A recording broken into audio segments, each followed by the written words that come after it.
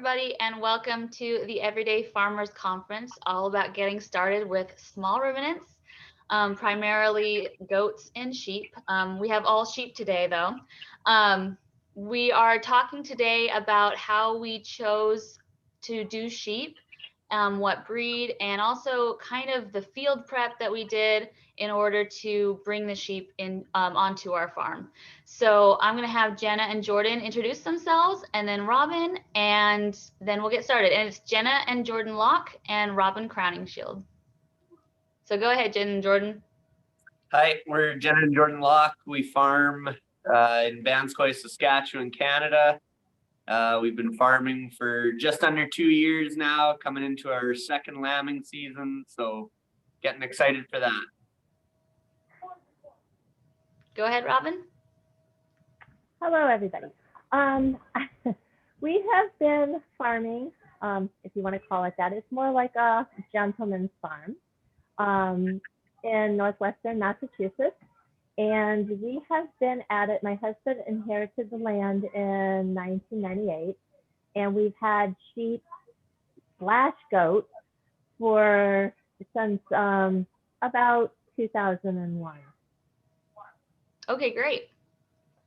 So you both have sheep. Can you talk a little bit about what drew you to picking sheep over goats or cattle or anything else? That sheep was kind of the one that you're like, yes, this is what we want to do. So we have 40 acres out at our place, and we knew we wanted some sort of livestock, but we wanted to be able to scale it up so that we could have a profitable farm. And with cattle, that's not enough land to grow it to the rate that we wanted our farm to be.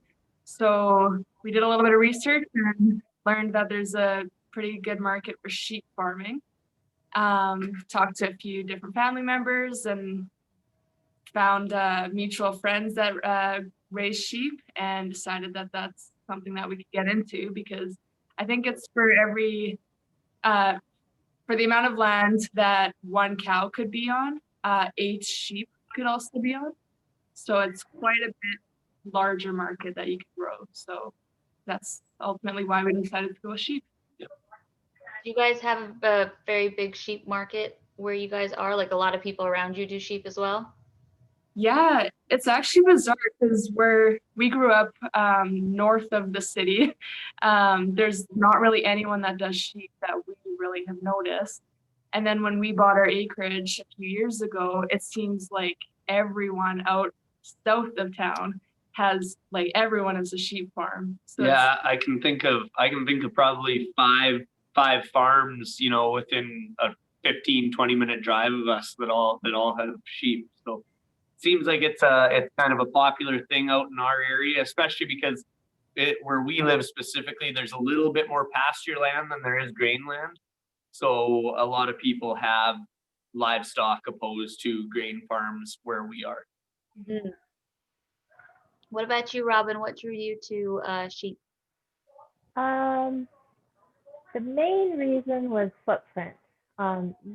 Even though we have a little over 100 acres, all of it is wooded except for about 5 acres. And we didn't really feel we had the room to support larger animals. We looked at a wide variety of sheep that's out there.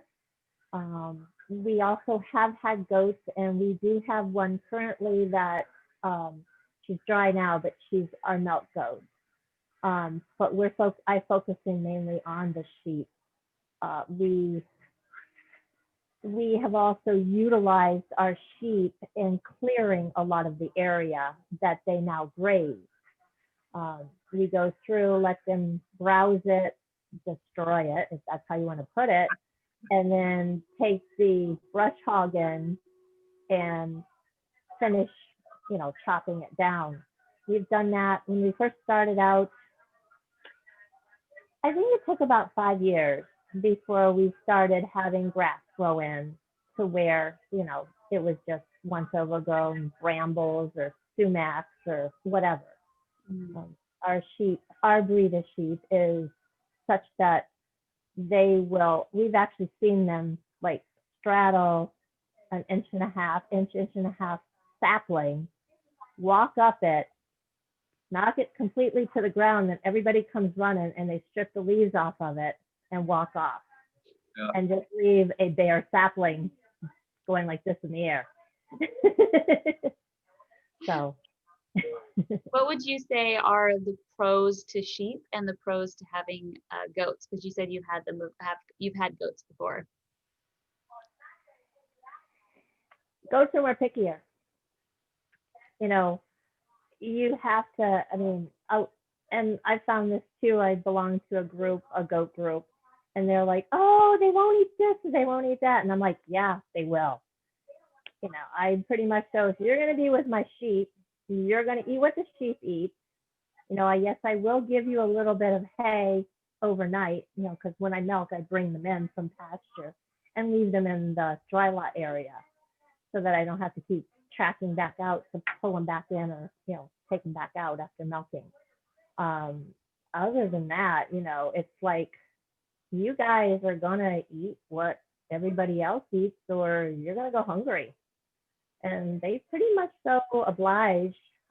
They do have different browse or grazing likes and dislikes compared to sheep, which kind of works good in our situation because what the sheep won't touch, the goats will touch, you know, but they also like the same thing. So when they go into a new pasture, it's like everybody's on, you know, these certain plants that they love to eat first. Mhm. But yeah, there is a difference, but yet I'm trying to be like, yeah, nope, you guys are gonna sustain yourself with the sheep. Yeah, I find that's one of the biggest questions I get a lot is, well, aren't goats better grazers? Or someone comes up to me and goes, well, aren't sheep better? And I'm like, they're not necessarily better or worse. They will all kind of eat one thing, but then they also like sheep will eat this over goats, goats will eat that.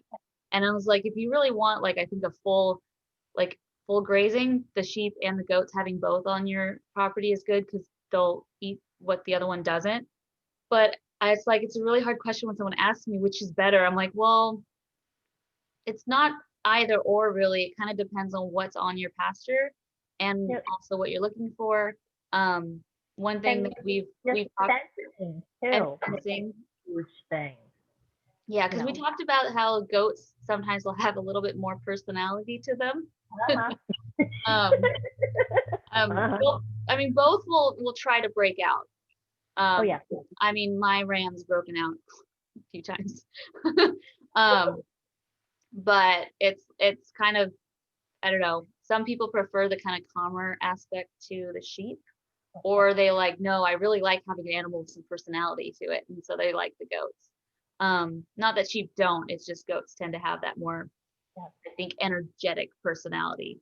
You know, bouncing all over the place and jumping everywhere. It pretty much so keeps me on my toes. Mhm. You know, it makes me more thorough at, because we use electric netting, so it makes me more thorough at making sure that it's properly up. You know, as with the dry lot, making sure nothing is come apart or is falling down possibly because they chewed something off. So yeah. One sometimes with goat, I mean, either one can have horns, but I think goats are more likely to keep their horns, and they tend to use their horns to get into some trouble. Not that sheep can't either, but I think there's a lot more hornless sheep than there are hornless goats. Yeah. Our breed has both. We have both polled and horned Icelandic sheep. So, Oh yeah. and yeah, horns are a pain in the butt. We'll just leave it at that. Jen and Jordan, do your guys' sheep have horns, or are they mostly unhorned, dehorned? They've just got little stubs that come out of their heads like this, so nothing that you got to worry about. So how did you guys narrow down what breed you guys wanted to have on your farm? I'm assuming it's a little bit of what your purpose was for the farm, like what you're using them for. as well as just personally, and you just like, oh, I just like these guys. So if you guys could talk a little bit about that, that'd be great. Yeah, the way we decided to get into, we have Dorper Katahdin sheep. They're a hair breed. The reason that we picked the hair breed was just for ease of getting into them, I guess, was we didn't really want to have to deal with shearing sheep when we were just getting into this. So we thought, okay, well, let's start with this hair breed, just to see if we like sheep farming. And now that we realize how much we enjoy it, we actually have started thinking about maybe moving to the wool sheep, just because up here, the price per pound on wool sheep compared to hair sheep can be as much as like 30 cents a pound. Yeah, so there's a big difference in the marketability between hair and wool sheep, but we chose hair just to get into it, just because it was a lot easier and we didn't have to worry about the shearing aspect of it. Yeah, and at least with hair sheep, I don't know very much about hair sheep, but you can't sell any of their hair. Like they do shed, right? Like they do kind of they'll you don't need to shear them, but they do shed depending on the weather, but it's like you can't really do anything with that, right? Well, yeah, because when they rub it off, they'll just like push themselves up against the fences and they'll rub it off in just little handfuls. So the only thing we really do with it is every now and then I'll pick some of it up and bring it in for the chickens to kind of put in their nesting boxes and stuff like that, because they like pecking at anything. So Yeah, it's not like a nice full coat the way a wool sheep is. But then as for like why we chose Dorper Katahdin, it's a meat breed. So we're raising them primarily for selling them as meat. And also we ultimately decided on Dorper Katahdin because there's so many to choose from. We were pretty overwhelmed looking at all the different breeds to choose from. yeah. And we were like, where do you even start? Because you just don't know where to start. Like there's so many choices. At one point, I thought there was more sheep breeds than dog breeds. There's a lot. But then talking to friends and family, Jordan's uncle actually used to raise Dorper Katahdin. Yep. And then a friend of a family member raises Dorper Katahdin. And both of them said that that's definitely a breed that is easy to get into, and they're pretty maintenance free and easy to handle and stuff. And so just from having their opinion on the breed, we were like, okay, well, that makes sense to go with because we don't know what else to go with. So, and you guys have some extreme weather too, so I'm assuming that those are sheep that are really good with that type of going really cold. And how hot do you guys get where you are, like during the summer? What's the hottest? It'll get up to mid 90s. Okay. Yeah, like you might touch 100 degrees one or 2 days a summer, but like I'd say on average you're mid to high 80s a lot of the time. So that's more extreme than, say, like I'm from California, which is very short. And then I'm in Tennessee now, and even then we don't usually get into the negative numbers. And I was like, you guys have a lot more of that. Extreme. So the sheep that you're talking about are really good with that type of extreme weather changes. Yeah, absolutely. I actually find that I think they seem probably more comfortable. Right now we're hovering right around freezing level on our daytime highs, 32 anywhere, maybe 25 degrees. And I find they seem probably more comfortable right now than any other time, just because I think with their body types, this is just perfect weather for them. Yeah, awesome. Robyn, what about you? What I think you mentioned the breed you have, but talk about what kind of drew you to that particular one, and you can talk about your goat breeds too, like kind of what drew you to them too. Yeah, goats pretty much so whatever I can get my hands on too. I mean, I have specific breeds that we try to stay away from because we've heard that their milk is not quite as tasty or as creamy as other breeds. So we've had Saanens and loved their milk. Right now I'm milking a La Mancha, and last we had our, and the milk is really, really good. There's really no goaty taste to it like some places, I've had goat milk from other breeders or other places, and you can really taste something in it or other that makes it taste like goaty or it's off flavor. As far as our sheep, they started out as 4-H projects. My oldest got into trouble when he was in 2nd grade, and there's a lot of neat breeds around us, like your Suffolks, your Hampshires, South Downs, Dorset. Yeah, one more. I can't think of it right now. Cheviot. And we decided at that point that it was good for him to get into 4-H.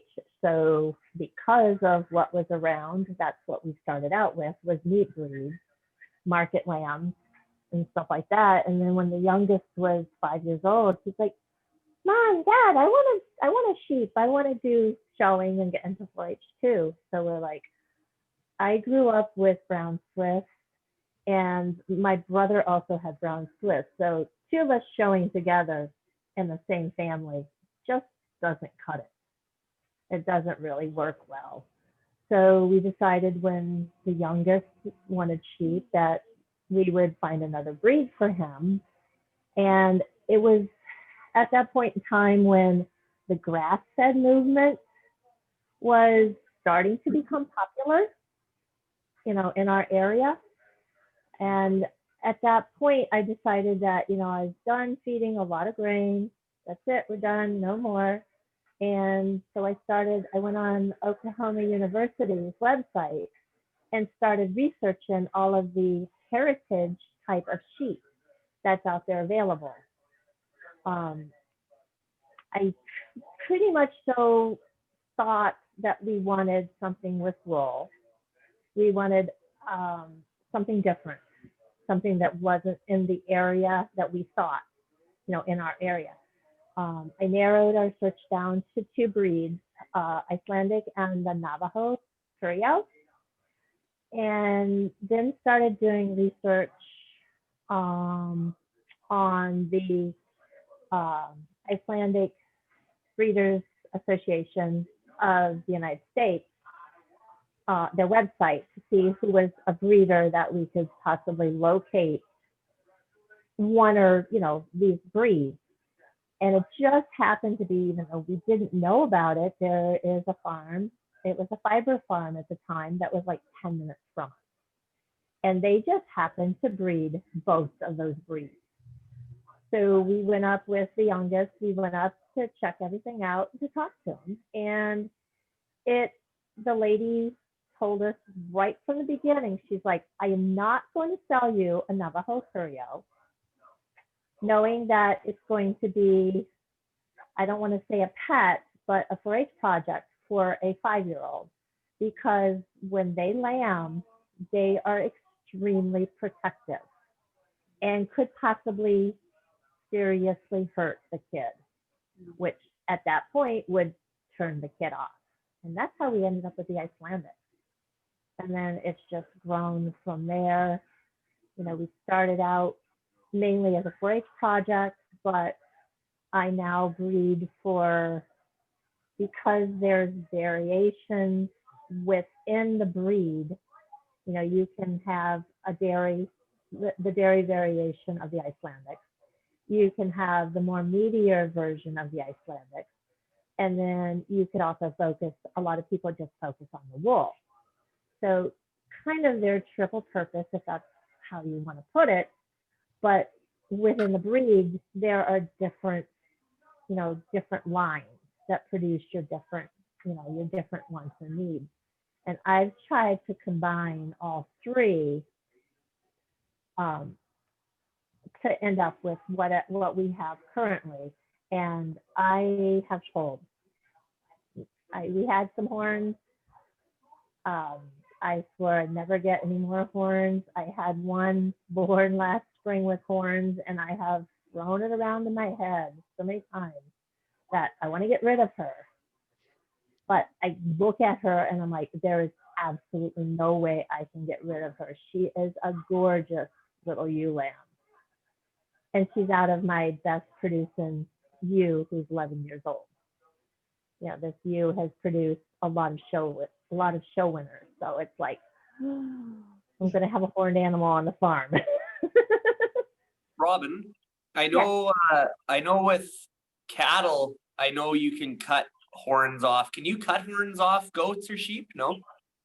We do dehorn. Okay, I am one of the bad people since I don't really like horns. We do when the goats are babies. They're given we use like a numbing agent, and then we use an electric. Well, we heat it up. We don't have an electric one, but it's a little dehorner that my husband has made that goes over the horn buds, and burns it off. Oh, okay. You can't do that really. They can't. Okay, I grew up with John Swiss. The only way you can really dehorn a small ruminant is by burning it off when they're little. The way their horns are growing in their head, it would cause too much damage and possibly even cause brain damage. Oh, really? When you're dehorning a goat, you have to be very, very careful. There is a fine line that marks you've got enough of the horn taken off, but yet you haven't done brain damage Okay. to them. And within our breed, you can cut the horns back, but you can only go as far as there is no blood flow within the horn. I would suspect that if it was an emergency type of situation and it was a ewe or a ram that, I really, really, somebody would really, really want to keep, there would probably be a way with with your veterinarian that you can figure out how to get it cut off. Yeah. Or cut back.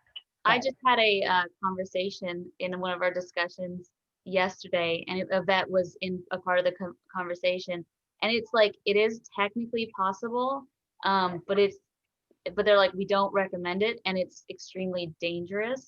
So it's one of those, yes, you could, but don't if you don't have to, kind of the situation. And Yeah. if they're like, and if you do want to do it, don't do it yourself. Obviously, because I think they have to, the animals have to go under, and it's a major surgery. Yeah. It's not just like the babies where you could just do it real quick. It's a lot more. The thing is too is that just because you remove those horns, you're not removing the horn genetics. Yeah. Yeah. So you're still going to have horns. Yeah. If that's something you don't want in your flock, then it's, Yep. then you probably still wouldn't breed that one.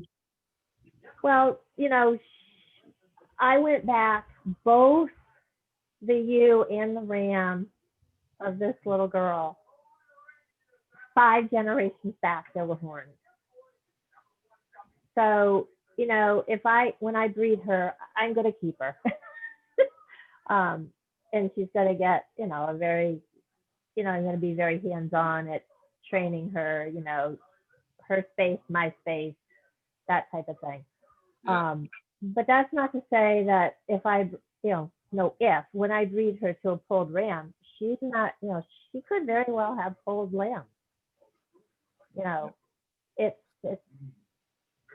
usually when you breed a horned Icelandic to a polled Icelandic, no matter which way you cross it, a lot of the times only the rams will show with horns. The ewes are always polled.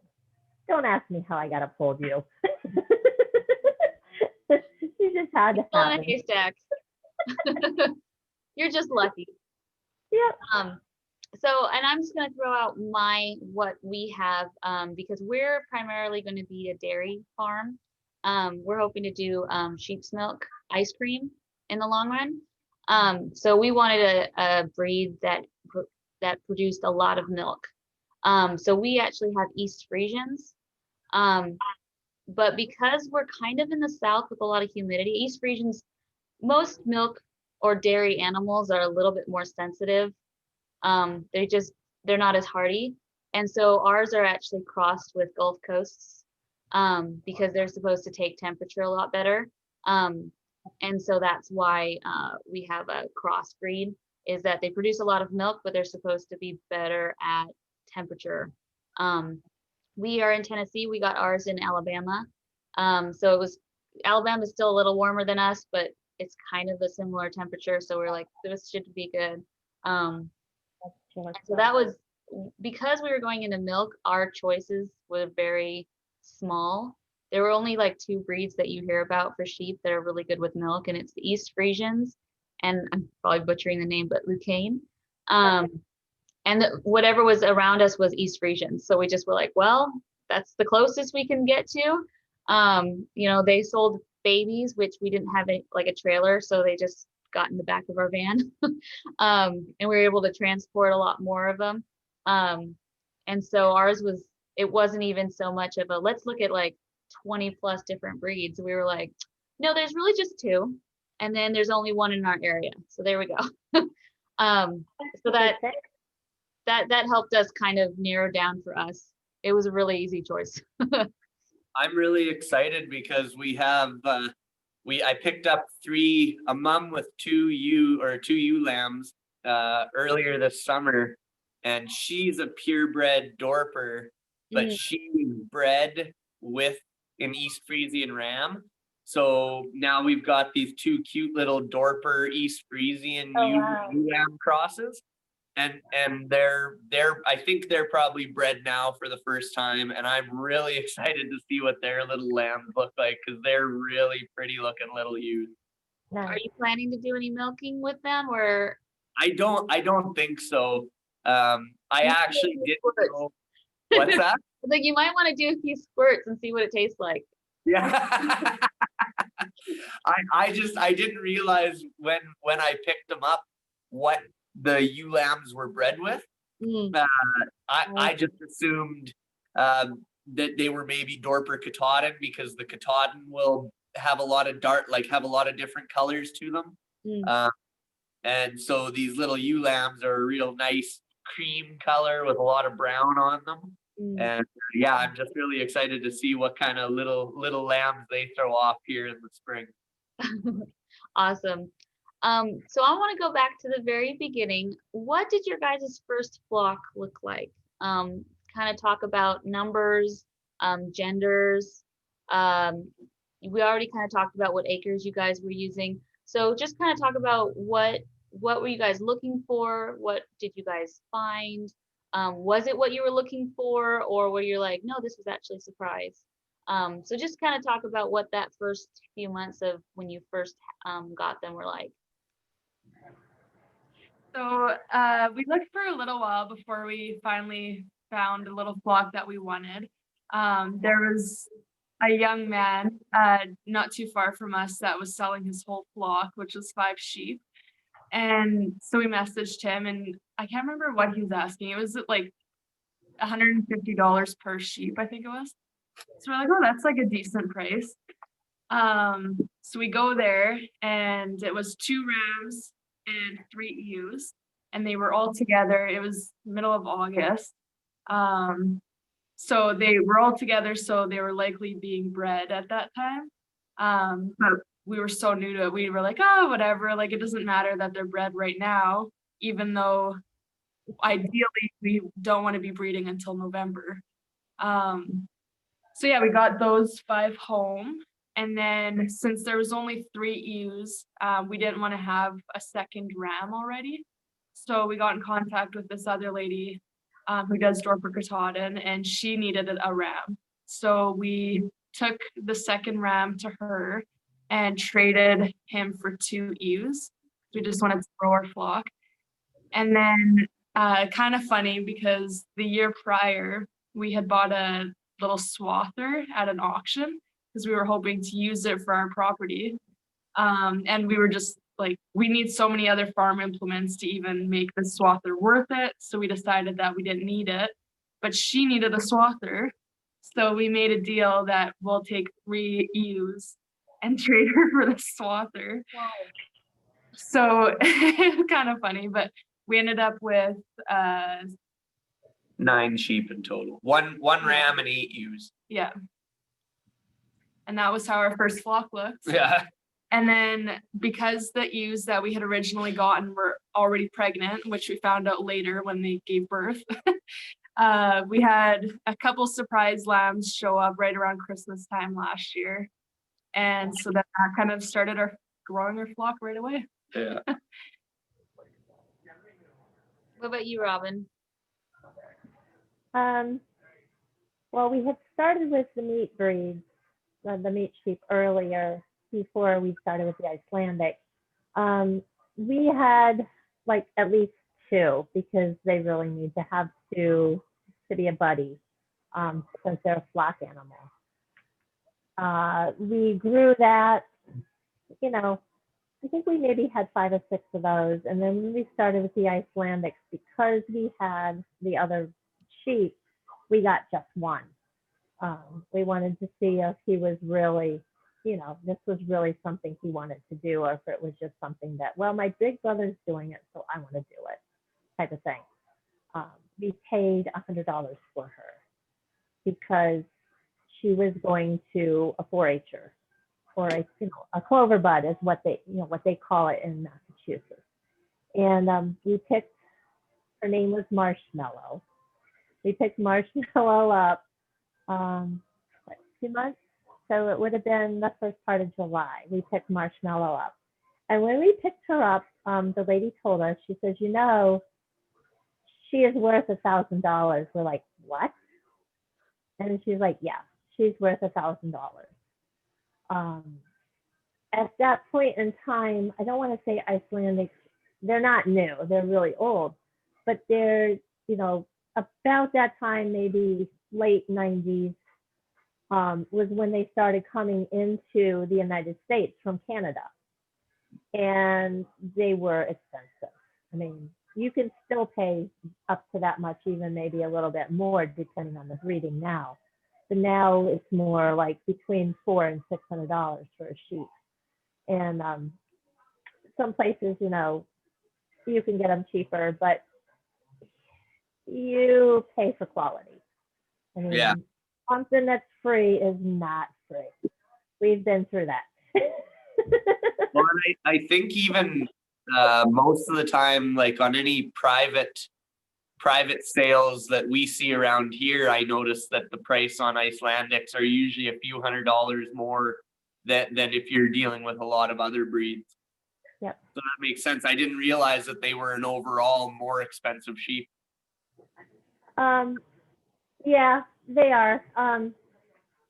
And you also, it varies as to whether you're buying papered animals or unpapered animals. Obviously, unpapered animals are going to be $200 or $300 cheaper because that's, you know, I can get, I have been asking only $100 less for unpapered animals.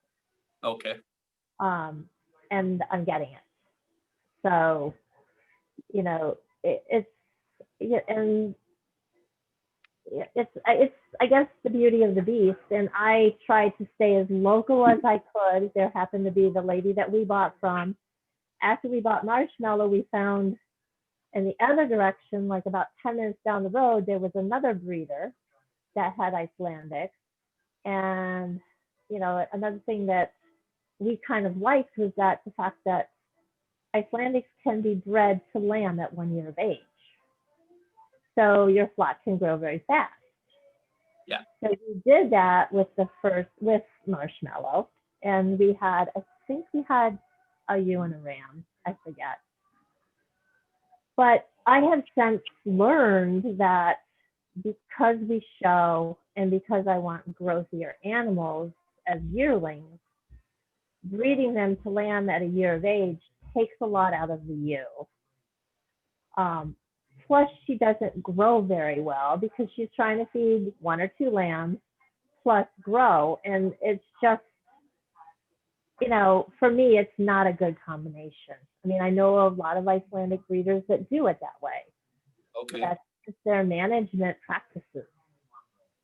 Yeah, Yeah. if we went back to another reason that we picked doing Dorper Katahdin as our breed is just the fact that we can breed them.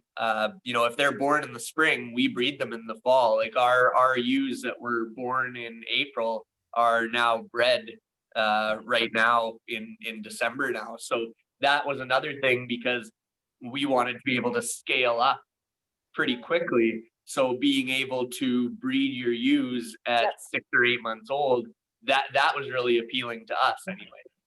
Yep. And, you know, and it works for a lot of people. We are at the point that I mean, I'm not a big breeder. I focus more on quality. That's just us. I winter over between 12 and 14. Sometimes it's maybe 10 or 11 sheep during the winter. That's all I keep.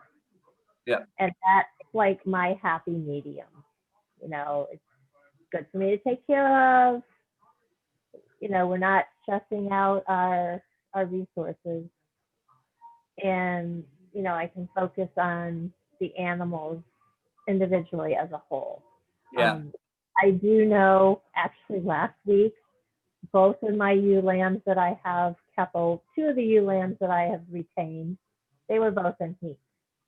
Because I have a couple of rams that aren't being used for breeding, and the ewes were hanging over by the fence, and they were, you know, trying to go through the fence. But it's cattle panels, and then I also have chicken wire up along there because I run the chickens in the pen. Yeah. And that's how I keep the chickens from exiting. Robyn, what do you keep what do you keep those rams for if you're not using them for breeding? Okay. One of the rams is a ram lamb. And because I can show a yearling ram lamb. Oh yeah. A yearling ram. So he is next year's yearling. Usually I show every year, but with COVID this year, everything out here was canceled. There was nothing. And so the other ram, he has horns. He's out of that same ewe that had the horned ewe lamb this year. And I kept him as a show yearling. He had beautiful horns, other than the fact, and I was actually going to try to sell him, but as the horns started growing, they got too close to his face. And I'm like, I can't sell that because horn genetics is, you know, close horns could translate into his offspring having close horns. Yeah. So I'm like, yeah, I'm not doing that. So he is slated for the freezer. It just hasn't been cold enough here to do that. Yeah. So that's why I have those two. Now the ram lamb, he is a full brother to the horned ewe lamb, and they're both growing out beautiful. I probably won't use him in my flock, but after I'm done showing, I can turn around and put him out there and sell him. At what age can you tell, like how old do those rams have to be before you can really tell where their curl's going to be? If what they traditionally like is to have like very wide set horns.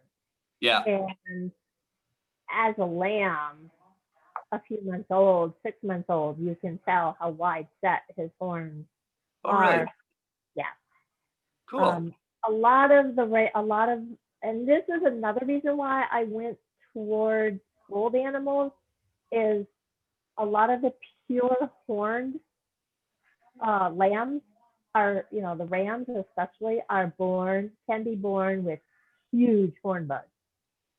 I mean, there's been pictures of people, you know, horns that are like this big coming out of a ewe. Yeah, no. There's people are like, oh yeah, I had to pull this one. With horns, with poles, you really don't have to pull a lot because there's nothing to get stuck.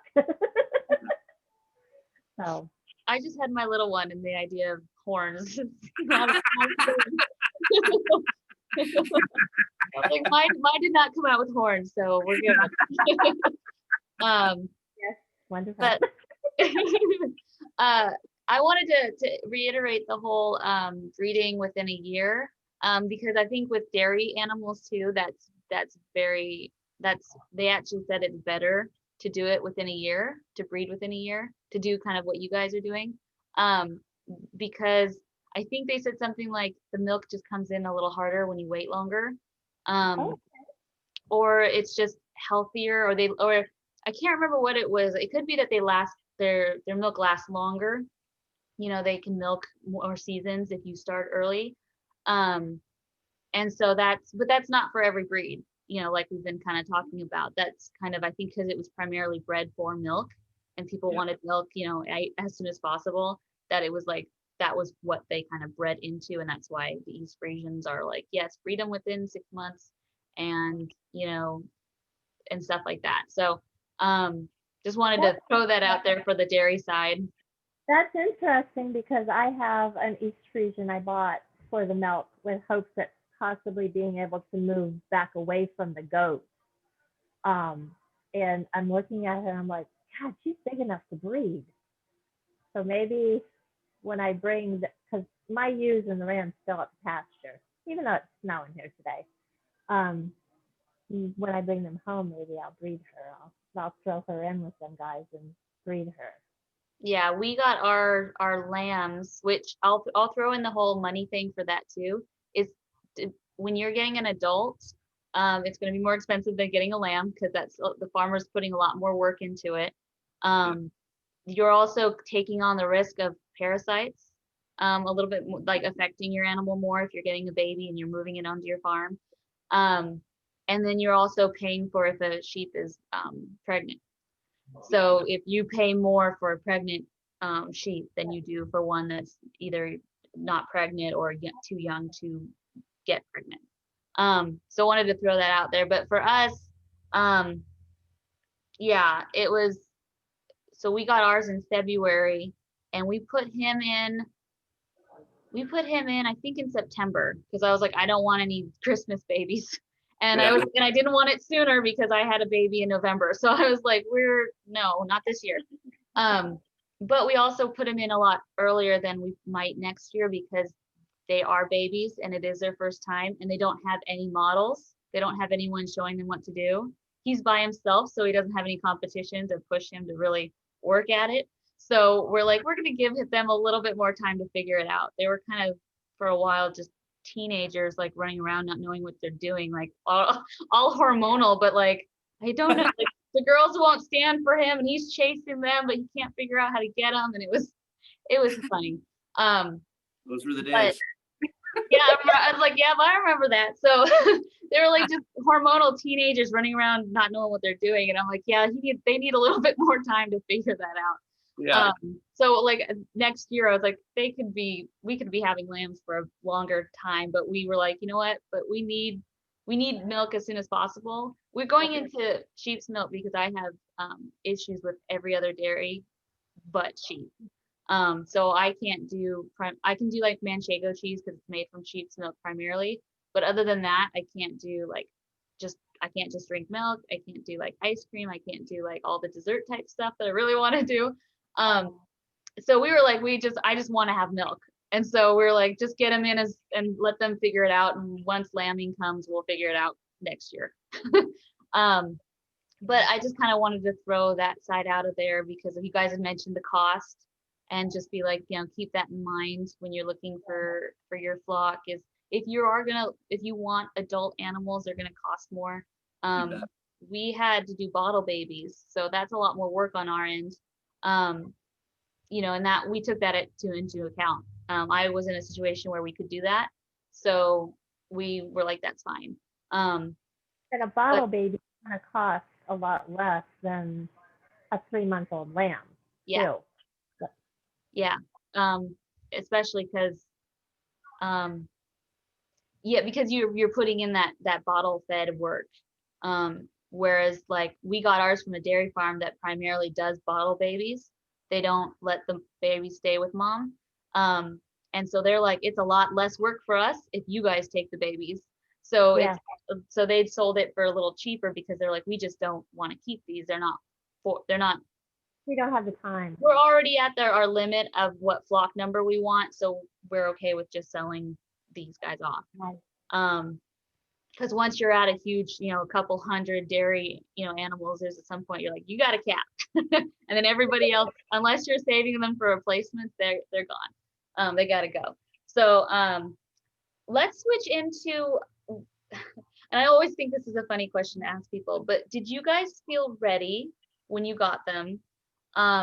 Whether it was our land was ready, or did you guys feel like we had to do a lot to prep to get them here?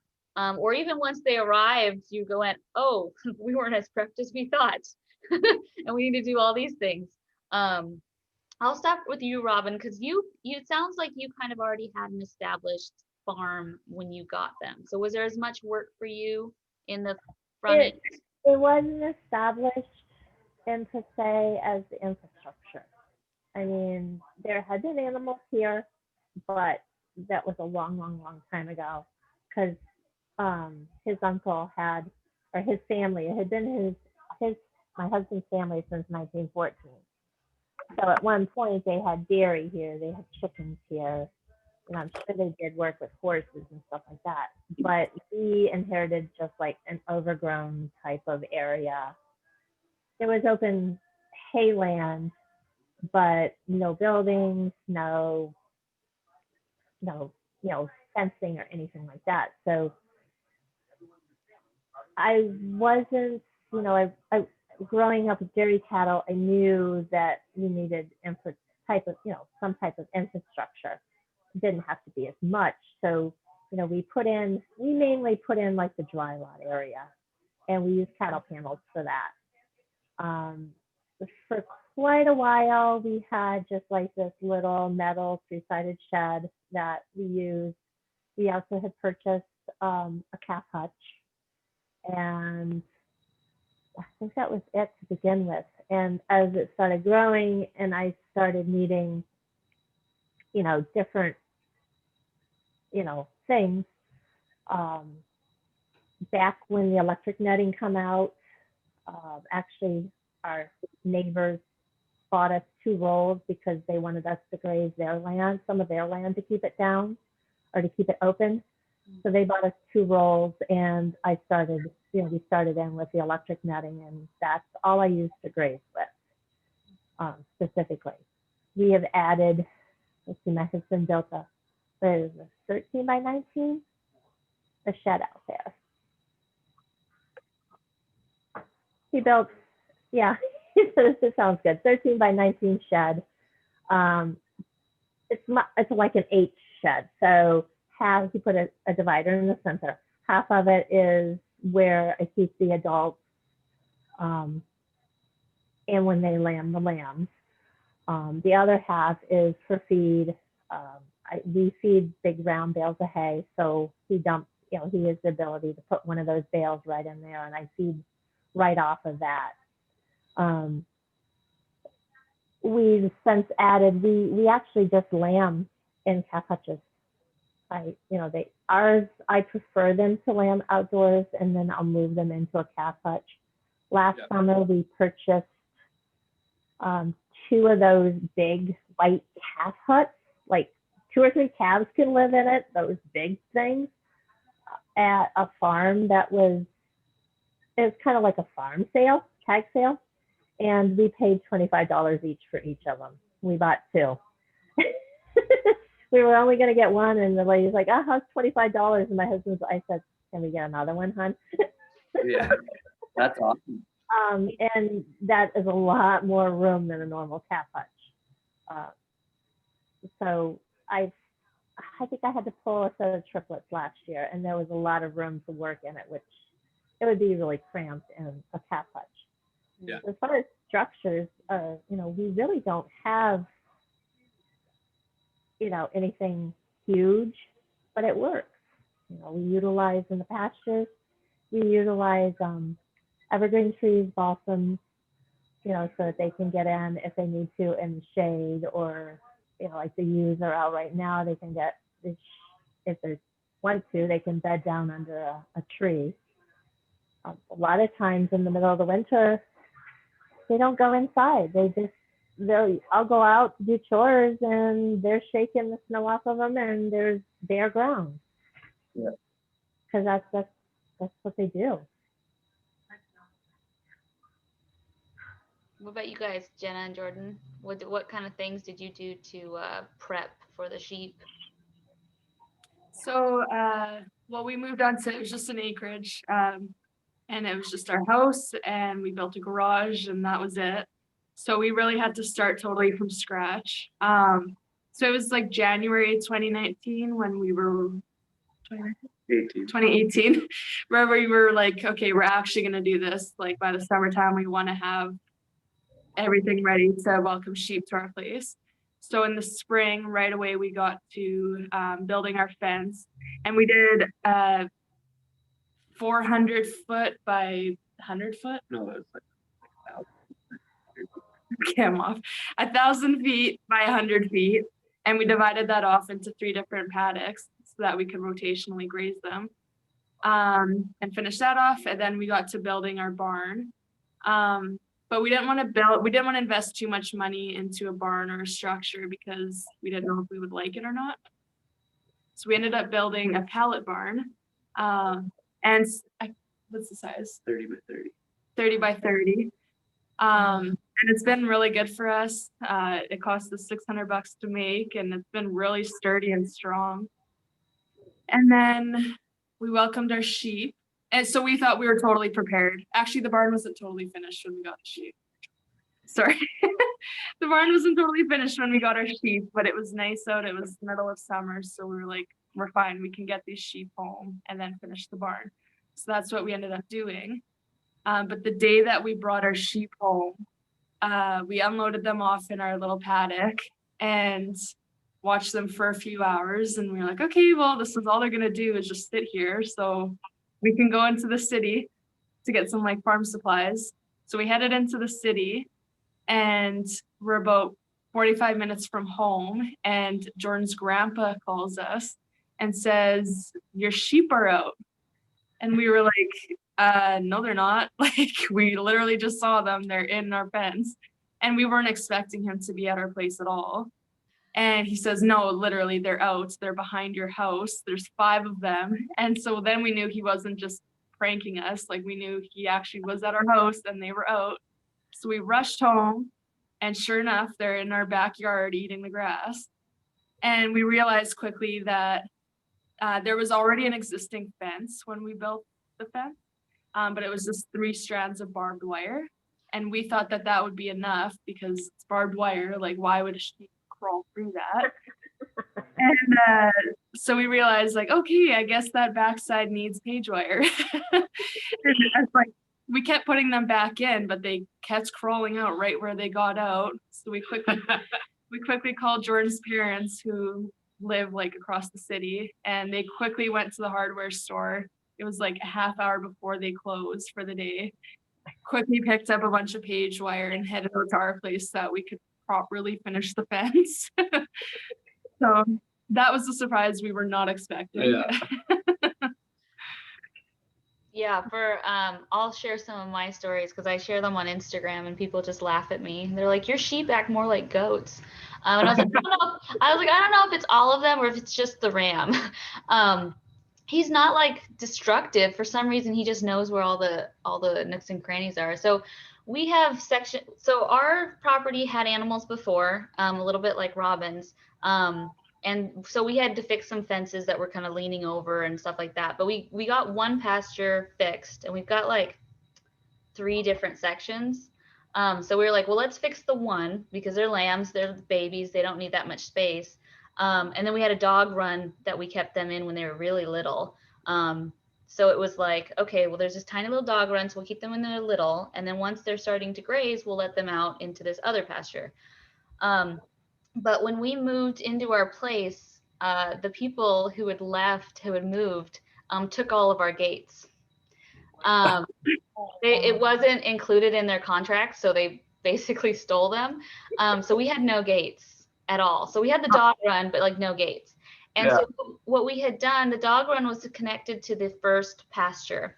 But there was a big hole in it where the gate was supposed to be. And we couldn't afford a large gate because it was a big opening. It's one of those, like you pull your truck up and can load animals. And so it was this big gap. And so my husband filled in the gap. We're like, it's temporary because we're going to put a gate in there eventually. So, we'll just do kind of a basic fence.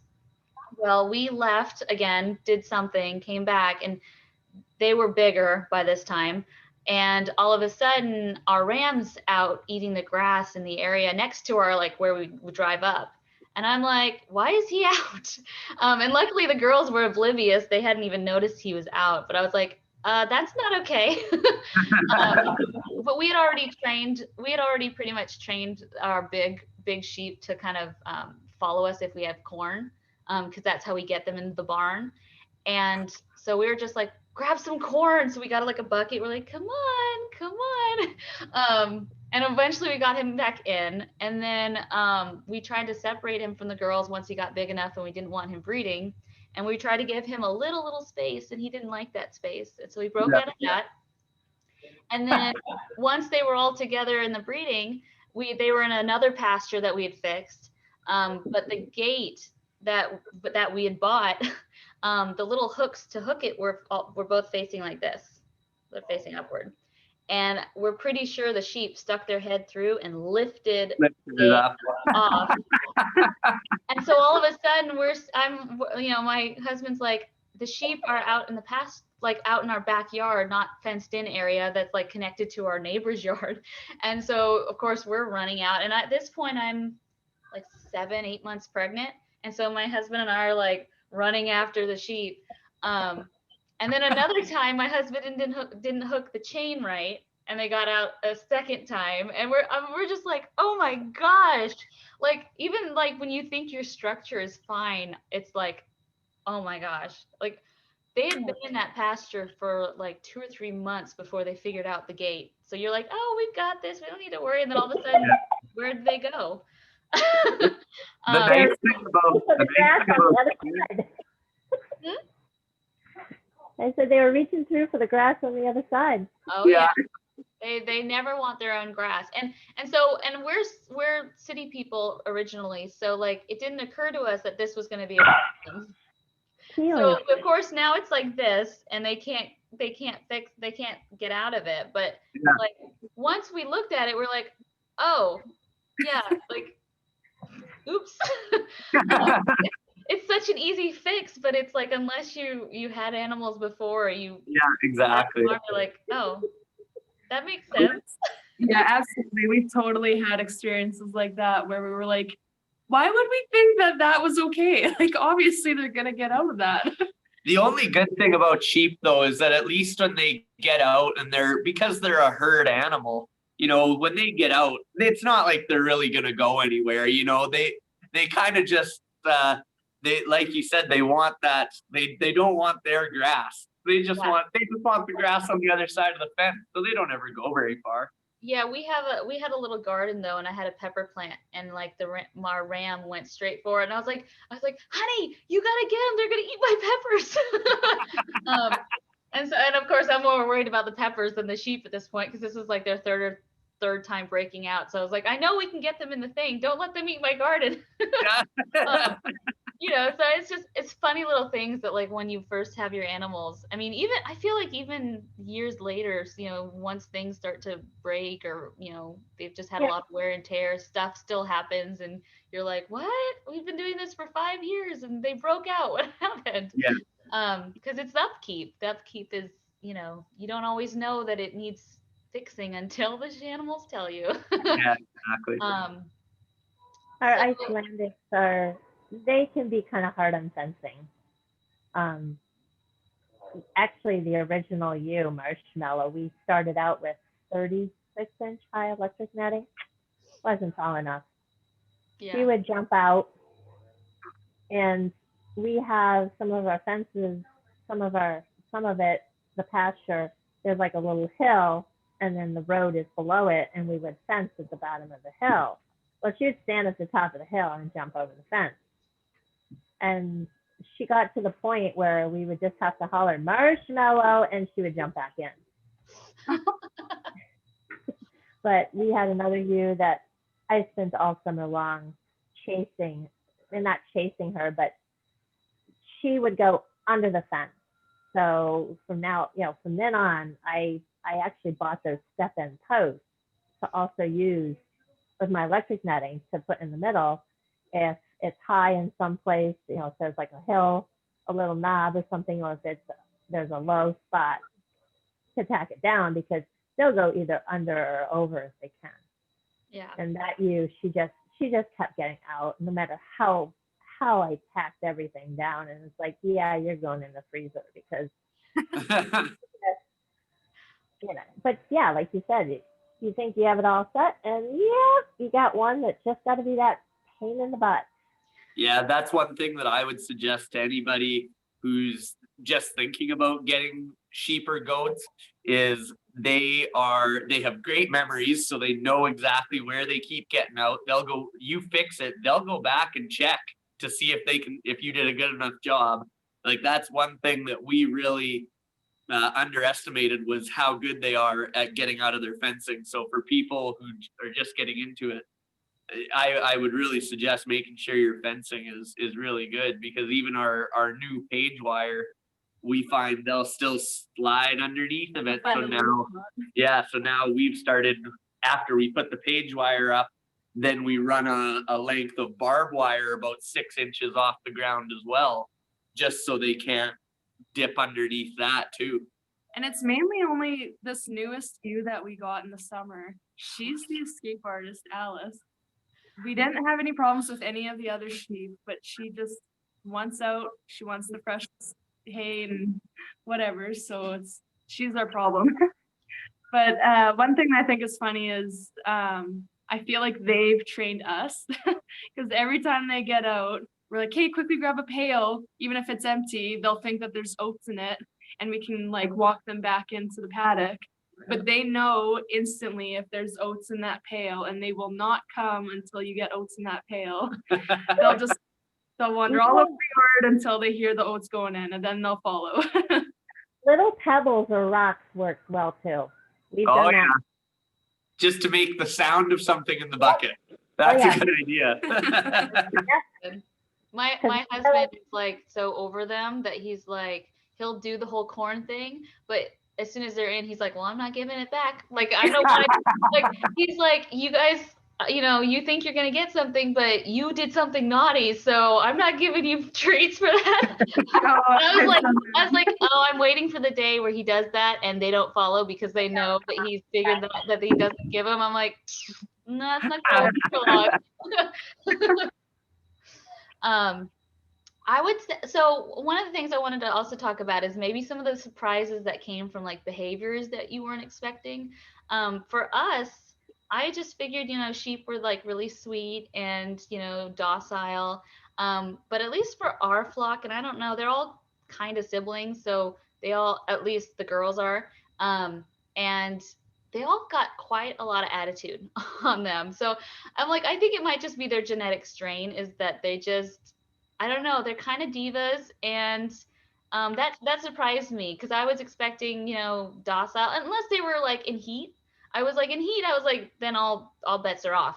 But I was like, on a normal day, I was like, I figured they'd be just chill, and I was like, no, I've got at least 2 who I'm just like, girls, if you don't milk well, you're bound for the freezer, because I'm like, you guys are just too much attitude for me. So is there anything that you guys found in either the one sheep or just overall that you were like, this really surprised me once we actually had them, that just kind of was like, I didn't expect that from sheep?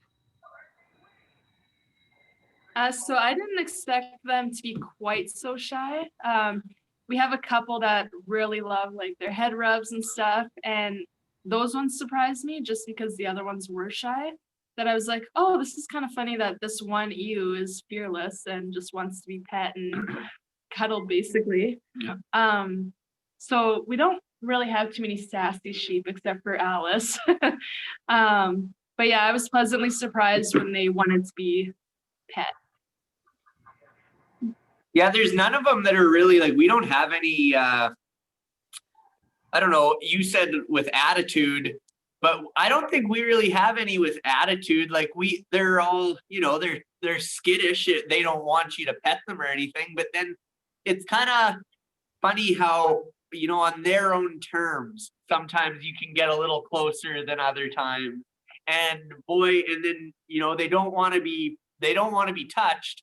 But when you're dumping a pail of oats out, boy, they have no problem headbutting you in the knees, you know, while you're dumping that bucket of oats out. It probably for us is also, they probably feel a little entitled because they were bottle babies. So there was a lot of, you know, handling. There's a lot of, they know we're the ones with food. They know that, like, if they push, you know, it's just that they're like, you're in the pasture, and then they're like right up on top of us. Oh yeah. We can't do any work unless, and they're like this. And then if we're out, even not in the pasture, and I'm out there playing with like my daughter, they're like right up against the fence, like, you guys are going to give us food, right? You know, even if it's not the time of day we ever fed them. And so it's just, I think because we had bottle babies specifically, you know, they are a lot more like, you know, a little bit more clingy. And I think for us, it was a little bit more like, well, you know, we know that you guys kind of like us, so we're just gonna have a little, and they have attitude with each other, which I think throws me. There's, I think, 3 of them. They're all vying for hierarchy. Yeah. And neither one of them's back down yet. And it's probably because they're all the same age. And they all came from the same farm. So it was like, I think there's 3 of them that have just enough attitude where they're like, no, I'm not backing down from this. And then the other one goes, yeah, well, I'm not either. And I'm like, I'm waiting for them to figure out their hierarchy, because right now I think they're still trying. And I think that's where a lot of the attitude comes in, is that there's not like a varying in age, and they all came from the same place. They were all bottle babies. They've all been together from the very beginning. And there's 2 or 3 of them that are just like, I want to be the boss. No, I want to be the boss. No, I'm the boss. And then of course we come and go, we're the boss. Or at least we should be. We're not always, but we're trying. What about you, Robyn? Anything that like you kind of were like, that's interesting that they do that you weren't expecting? They have personalities, definitely. We didn't really know what to expect. We read all of the information on the Oklahoma State University page about them. And according to that page, Icelandics are supposed to be like wild and feral. Now I think a lot of it depends upon your style of management. There are some Icelandic breeders that like the breed, love the breed, because they just put them out in pasture and they have nothing to do with them. Yep. They might go out once a week and check them. They might not. They don't assist. They don't worry at all about lambing. It's, you know, survival of the fittest in their flock, and that's just their choosing. But going along with your, if you can make an imprint on a lamb, you're going to have a pretty tame animal. I mean, that's when I usually try to start breaking. All of my animals are broke to lead because I have to take them from pasture to pasture when, you know, it's time. And they're born in April and they go out to pasture the middle to the end of May. And so it started at that point with a little halter, and they all get little halters, and they pull and tug, and they're like, yeah, we don't like this. But eventually, you know, I take them with their mother, and they're like, we should follow mom because she's got our milk. But I start imprinting on them as soon as I can. And, we're humans, we're not to be scary. And, a lot like your bottle fed babies that, and most, I would say almost all of the lambs, after being broke to lead, I can at least handle them. I can, I catch them with a bucket, like, everybody else. I take a little bucket and I have them all trained so that they come up to my right leg and I'm able to just grasp them around the neck and throw a halter on them. Yeah.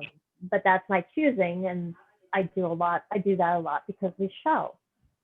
I have also trained wild. Literally, wild, not handled a lot, a little bit, here and there and fed, but they're wild. And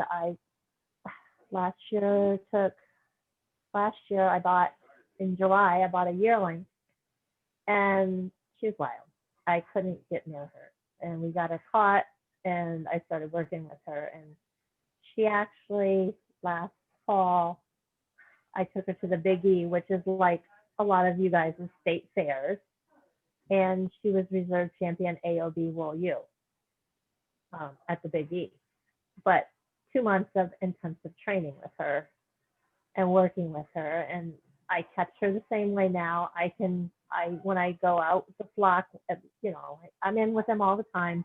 At least once a week, I touch their top lines so that I can do body scoring. If somebody doesn't feel right, then I can touch them and check their, the eye score, to see if they have, their body condition has gone down because of worms or parasites or, whatever. But, I try to, get in with them and hands-on type of thing. I have just the little ewe lamb with the horns. I don't know if she's going to come around. I'm giving it my all, but it's like, she just has this wild streak among her. You can see it in her eyes. I think that's an important point to make too, is to, like, depending on how much you're planning to handle is also how often you need to handle them. I know that a lot of people who go into it primarily for meat, they don't handle as much. And so that's not as important to them. Whereas like for Robyn who's showing, and for me who's going to be milking, twice a day, these animals need to be used to people being around them all the time. I did not halter train as early as I should, and I'm struggling with training right now. 2 of them will hop onto the milking stand, no problem, as long as there's food. One of them just loves food, and the other one is tiny, so it's not as big a deal. I've got 2 that are terrified of it. And we haven't built a ramp yet, so like I'm like hoping that like once the ramp's built, they'll do it easier. 2 of them will hop up, no problem. How tall is your stand? I'm not sure. It's about knee height. I use a sheep fitting stand. And the way I train all of my lambs and everybody is I have them with the halter. I pick one front leg up, and then I'm able to reach over because they're not quite even the larger ones. And then I pick the other front leg up. And then if they're big, somebody helps me shove them up while I try to get them on. But if they're lambs, then I try to grasp around the tail area and either give them a goose while holding them out with my hand, and they usually jump up. And as yearlings, I just have to pick one leg up now, and they just go poof, right up on. Yeah, so there was a multiple reasons why I think I'm struggling. One is I didn't do it soon enough. I didn't do it probably the proper way at first, so now they're scared of it. And then I was also uber pregnant, and so like there was only so much I could do to get them up there efficiently. So I'm like taking a break because I'm like, okay, they're obviously traumatized, and I'm a little traumatized too. So I'm like, I'm gonna take a break, and then we're gonna like reintroduce them back in, and maybe not like throw them up there, but like just have them get used to being around it. So there's a lot more training we have to do, but it's definitely like you have to go into it, which we did not, thinking about halters. I thought halters were only for 4-H. So like, I was like, oh, well, we don't need to do that because that's for, having to stand there and walk around and stuff like that. It didn't occur to me that that was something we would be using until it was kind of too late. And then it was like, oh shoot, they're like huge now and I'm huge. And like, we got to figure this out now. And then they're like, and try to do it before, they actually have babies, because then they're hormonal and, they're just dealing with just having a baby. And I was like, oh shoot, we've got a time limit. And so that's definitely something that I'm glad that you guys mentioned kind of like their behaviors on, they run away versus, we handle them all the time and they, we can basically do anything with them and they're fine. Because I don't, at least on my end, I didn't think that far ahead. And now I'm like, okay, next time, like with the lambs we're having next year, if we're keeping them, I'm like, okay, this is definitely like more hands-on, all the time, working with the halter, getting them on the stand even when they're like little, just to get them used to it. So kind of having that plan, that surprised me, realizing how much I didn't know. So I wanted to talk a little bit about protecting your flock. For us, we got a LGD puppy, so she's not quite protecting them yet. And so at the end of the day, we put them in the barn. That's how we train them to do the corn, is we lead them into the barn. And so they stay in the barn overnight and then we would let them out in the morning. How do you guys do flock protection, if you guys do any like with the dog or anything like that? Can you just walk us through like maybe how you figured out which one you wanted to use, and then kind of how you implement it? Yeah, just a side note before we get into our livestock guardian dog, talking about like handling your animals, that's one thing that we realized that we should be doing, because we need to be able to go up to our sheep and help them during lambing. And if we haven't been handling them, then they don't want us around them, especially at that time of lambing.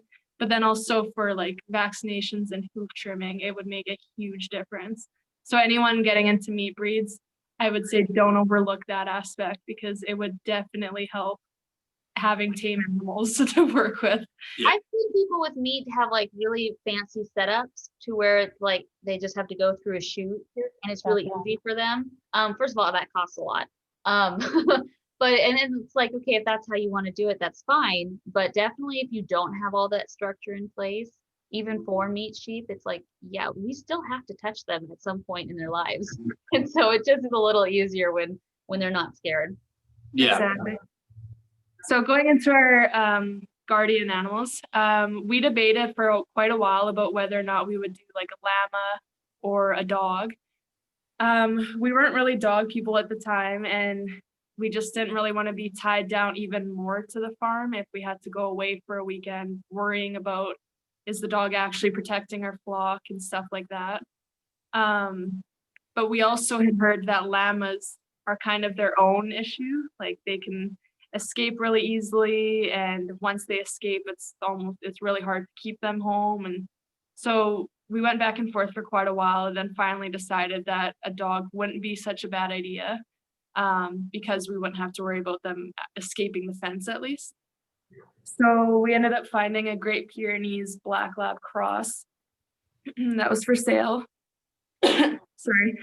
And it was just a little puppy. And so we thought, oh, let's just get a little puppy. That way we can like raise it with our flock, and it would grow up knowing these animals, which I think was kind of a right idea, but we didn't realize just because it was a puppy growing up with the flock doesn't mean it knows what to do with that flock. Yeah, there was a lot of chasing of the sheep in the beginning. Yeah, and we thought that we should lock him in there with the sheep overnight, like right at 8 weeks old. But it was a little bit colder. It was November, I think. And so we had him in the barn, and the sheep would not go in the barn as long as Duke was in there. And so we were like, well, this isn't really going to work. And then we ended up doing research and found out that you really don't need to put a livestock guardian dog in with your flock until at least a year old, which I think that's now even changed to like 16 months. Like you want that puppy stage to be gone so that and you want them to be able to run faster than the sheep. Otherwise, if they try to herd them, they're just going to be chasing the sheep because they're not fast enough to get around those sheep. So that's definitely a few things that we learned pretty quickly, was that it wasn't going to work the way we thought it was going to work. Yeah. But now he does. Now, you know, he's a little over a year old now. And actually he's doing great. It's really cool to see in some of those livestock guardian breeds, how naturally it comes to them to protect the animals. Even sometimes, like Jenna really likes the fact we don't have a lot of coyotes come around our area that often. But Jenna has noticed, even when some of our friends come out and they have a dog, Duke will always stay between the sheep and the other dog, just you know, because he doesn't know what the other dog's intentions are. So it's really neat to see his herding aspects come in. And before, when we were talking about how often the sheep get out, it's nice to have, you know, sometimes if it's just Jenna and I at home and the other one's still at work, it's nice to have a kind of a second hand, you know, in you know, even though he's still too young to really know what he's doing, he definitely knows that he has a job to do, and that's nice. So there actually is a farm not too far from us that does herding classes, and we've never done that, but we've definitely thought that would be a good thing for him to do. Just with our farm setup, it's kind of weird because we've decided he's more of a guard dog than a livestock guardian dog and a herder. Like, we don't move them around a whole bunch, and where they are moving, it's not like we need a dog to chase them into different paddocks. But in case we move one day or we get more field from a neighbor or something like that, it would be, I think, ideal for him to already have that herding training. Yeah. That he would actually be helpful then at that point. But What about you, Robyn? What do you do to keep your flock protected? We looked when we first started out at all the different options, including a donkey. We ruled the donkey out. They can be loud, but they can also be kind of rough with the sheep. There's been horror stories where they'll grab the sheep by the nape of the neck and just literally shake it. Actually really could do some damage to the lambs, even killing them. So we've said no donkey, even though we've had somebody that wanted to give us one. It's like, no, we're not, no, we don't want a donkey. Back when we were starting, we looked at the guardian dogs, but we talked to a lot of the people we talked to, we had young kids. Both boys were 5 and 10, 11. And we had heard horror stories where the dogs could turn against the kids, possibly even during lambing. And at lambing time, both boys were out there, you know, hugging the lambs, holding the lambs, being with the ewes and all that kind of stuff. And we're like, you know, we just didn't want to go there. And we also had heard a lot of stories with Great Pyrenees, because that was what was most common at that time, being loud. And we have neighbors, so that wouldn't cut. And they don't like to stay home. That's, you know, that was the common complaints at that time. And, you know, we're talking back in 2001, 2002. And so we were like, okay, so we narrowed it down to llama, and we started our search for a llama. And our guy, the one we just happened to find him on Craigslist.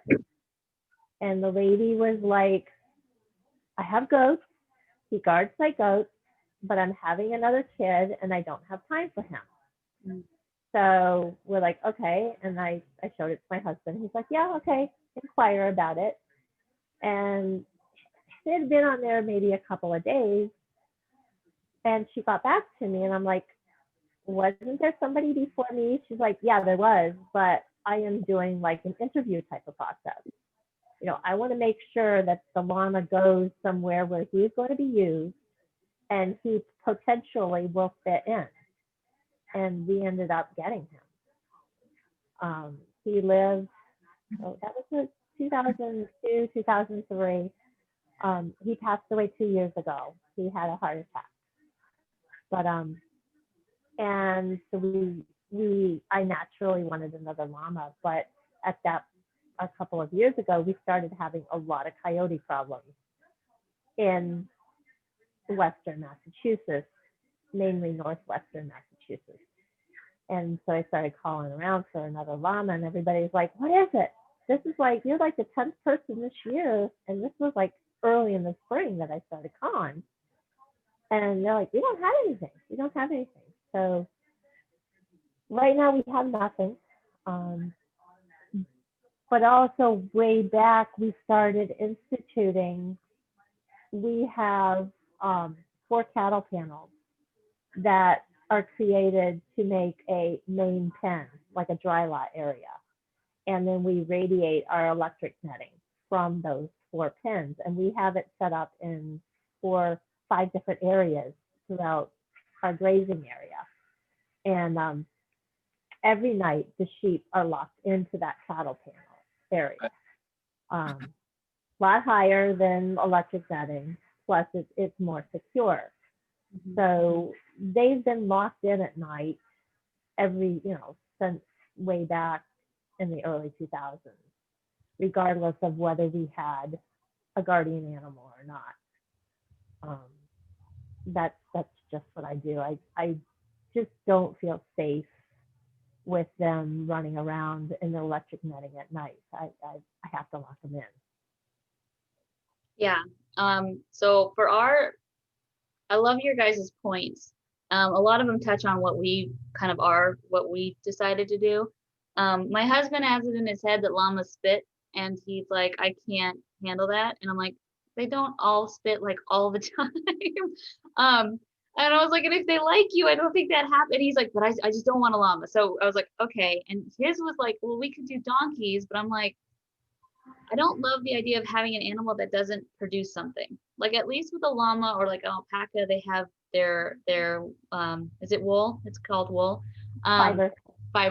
I was like, at least you can get something out of that animal. I was like, a donkey, I was like, what do you get from a donkey?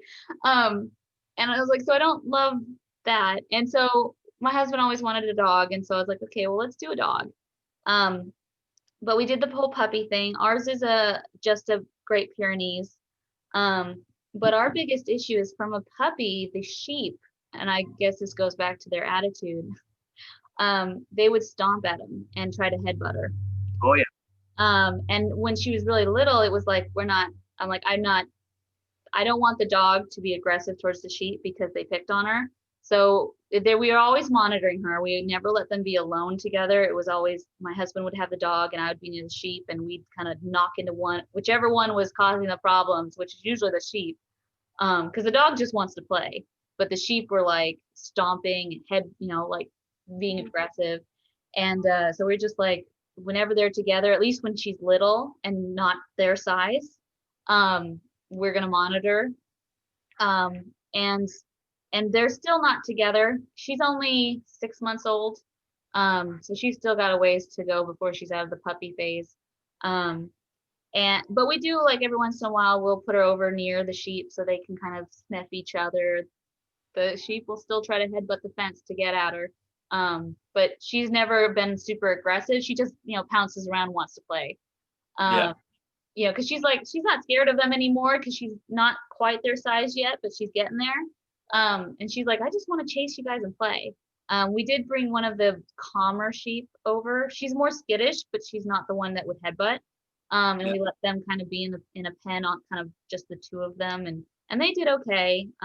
They didn't get super close. They would kind of get close, but then the sheep would run off, and she would, be like, "Ooh, he's running. I want to go play." The biggest issue I'm finding, and this kind of goes back to Robyn's thing, is that because the dog is getting so big and so playful and still in that puppy phase, space. She wants to get up to my daughter's space all the time. Yeah. And so my daughter's a little bit like, she's gonna get me, she's gonna eat me. I'm like, no, she's not eating you, she just wants to play. And so we're teaching the dog the off command. So like anytime she's too close, off the fence, off me, off the baby. Because we'll bring the baby in like the car seat, so it's kind of protected, and let the dog kind of sniff the car seat. And anytime it's too close, it's just off. Because I want you to know that you're okay to be around them, but when they're a certain size, you need to be off of them. Yeah. But it is kind of going to the fact that like unless you're there like to teach the dog, it's kind of any interaction you have either with the kids or with the sheep or with the dog, it all has to be monitored. So it's not like, oh, I just bought a LGD, let's stick them out with the sheep and just, they'll figure it out. And then we were also told don't get a rescue LGD if you have small children. Because one, they may not naturally do the protecting anyway, depending on their backstory. But at least with small children, you just don't know. And I was like, okay, so now we're kind of forced to get the puppy. Because I didn't really want to do potty training while I was potty training my 2-year-old. But it kind of all turned out that way. And now they're both potty trained. So I was like, I feel pretty good. To the point where like our dog is in a barn outside right now. And like she will hold it all night long. Doesn't matter when I go get her. She just holds it, and immediately she comes out and goes to the bathroom. But and she's not as noisy as I thought she was going to be, but she's still little. It could be that as she gets older, she barks a little bit more. We have heard there was a while there where I was like, does she bark? Because she whimpers. She does a lot of. We went through that exact same thinking, and now at a little over a year, now Duke does a pretty good job of barking. Okay. Remember the first time he barked, he was probably like 9 months old. And we were watching TV, and all of a sudden we were like, is that our dog barking? And then we go out and look, and sure enough, he's just sitting on the deck barking because he found his voice. And now he does an awesome job of barking, and actually a little bit too much sometimes. So he'll see a bag blowing in the wind for some reason and just go nuts over it. But ours does a lot of whimpering right now because she'll like see us out on a different pasture and be like, oh, I want to be over there with you. Yeah. We transferred her outside into the barn and in the barn for a certain length of time. And I can't remember, I think it was before our little one showed up, but we were sleeping and I woke up, I don't know, 1 or 2 o'clock in the morning, and I'm like, there's a dog barking. And I was like, that doesn't sound like we have a neighbor dog that barks. And I was like, that doesn't sound like that. I think it's our dog. And of course I was like, honey, you got to deal with this. I'm pregnant. Like, I'm not going outside at 2 o'clock in the morning. And so he goes down and lets her out, and she has to go to the bathroom. So she's like, because I was like, she doesn't usually just bark to bark. So I was like, something's up. So go check on her. There could be like a mouse or a squirrel in the barn or something. Like, just go check. And it was that we had left her because nights are so long now. She was so long in the barn that she just couldn't hold it that long. But she still didn't pee in there. She was just like, let me out, I need to go. And that was like the only time I heard her bark. Lately, the barking I hear is we have a neighbor cat. It's a neighbor's cat that will wander, and she'll start barking, and I'll be like, what is she barking at? And I'm like, oh, it's the cat. Don't worry about it, you're fine. Like, the cat's not gonna get our animals, don't worry about it.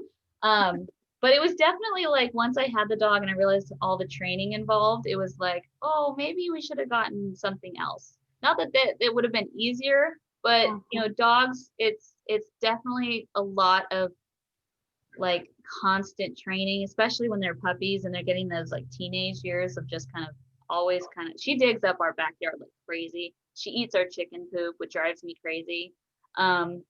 Like, she's in her area right now that's not where the chickens are. If we let her out into the chickens, she's just, her nose is to the ground constantly just picking up all the poop. And I'm like a city girl who's like, that's disgusting, don't do that.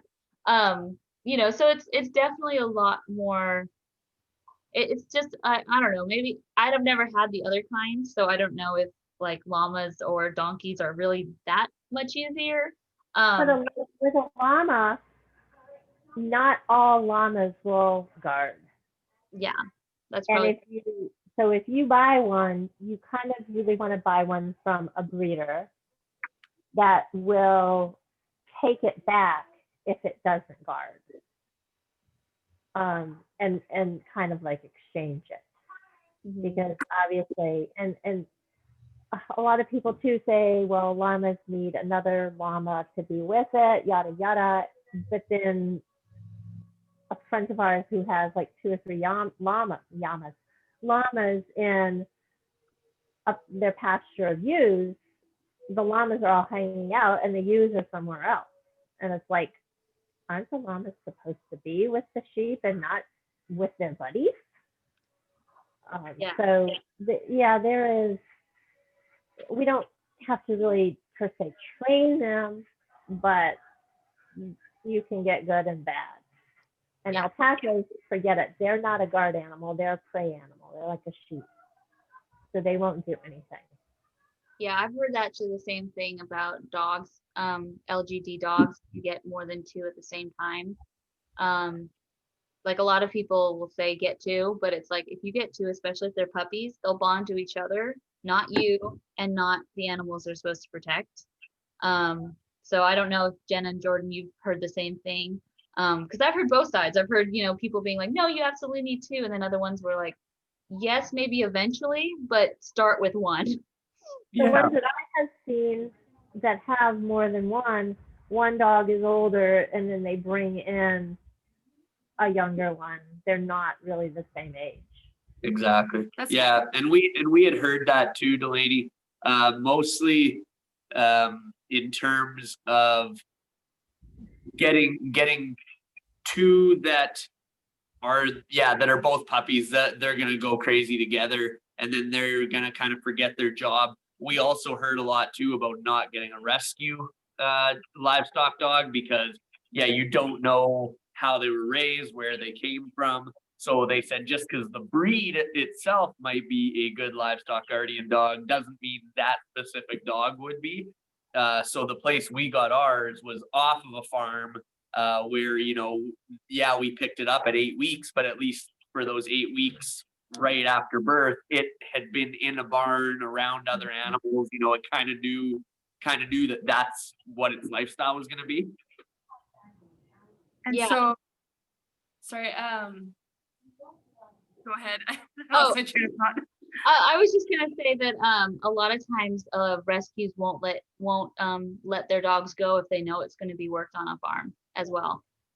You go to and I mean I was trying to rescue a bunny and people were like, well, they won't let you take it in unless if you're planning to keep it outside. And I'm like, really? So like certain rescues will not let their animals go unless, like, if you're planning to use it as a farm or with a farm. For breeding purposes. Yep. Yeah. Which is kind of funny because even like some rescues won't let their cats go if it's gonna be a farm cat. And like barn cat, yeah.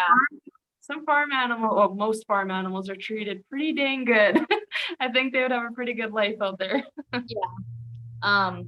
But it's very interesting. I've also heard, and you guys can maybe attest to this too, like some people are like swear to pure breeds. Others are like, no, the mixed breeds are better because you get the best of each world.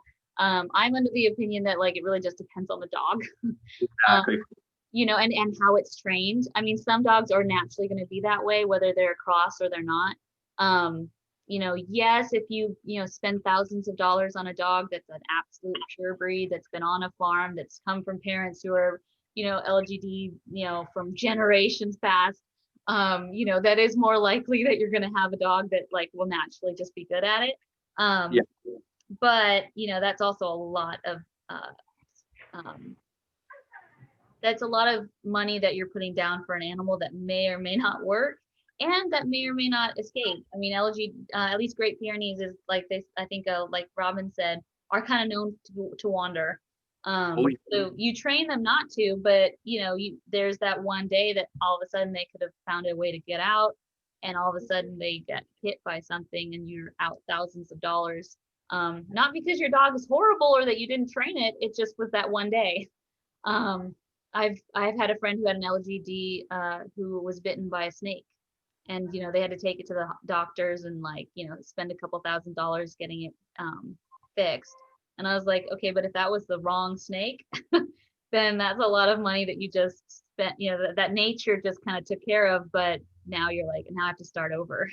So like it's definitely something to consider, that whenever you're choosing whether it's a llama or a donkey or a dog, one, your personality, two, what you can handle at the time, because it really is going to depend on each person in each farm, what you want to do, Exactly. what you can handle. Yeah, we were really worried when we got our dog Duke because it was Great Pyrenees crossed with Black Lab. I wouldn't say we were really worried, but we were a little bit concerned because Black Labs generally aren't livestock guardian dogs, and they're a little bit more hyper and energetic and want to chase things. So we were kind of taking a risk, hoping that it would be more Great Pyrenees in the line than Black Lab. And I think we've gotten lucky that Duke, he looks like a Great Pyrenees, but he's black. And we only paid $100 for him. So we were like, well, he's even if he doesn't turn out to be a good livestock guardian dog, at least we aren't into him. Like you said, some people spend a lot of money on a purebred dog. Well, we figured, okay, if he doesn't work out, at least he was only $100. Yeah. So we're not out a whole lot of money, especially because, well, I think a lot of with sheep, it's not like when you're first starting out in sheep, it's not a extremely profitable industry.